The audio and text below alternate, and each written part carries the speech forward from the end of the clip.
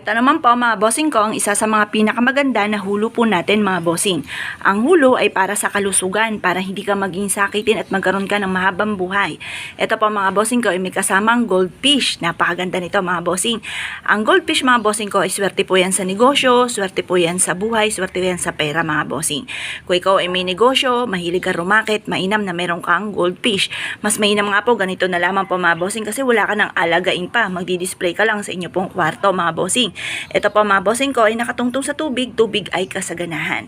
Ngayon po mga bossing, baliktaran po yan. Maganda po ito mga bossing. Yan. Yan. Meron din po siyang mantra, Chinese prayer for dream come true kagaya po nito mga bossing. Yan. Tapos ito tubig po yan. Tapos lemon citrine is for money, money bar, nag-a-attract ng kasaganahan. Yan po mga bossing. Tapos meron siyang ruyi for tagumpay. Ngayon pa mga bossing, kapag sa amin kayo nag-avail, dahil lahat ng aming mga pampaswerte ay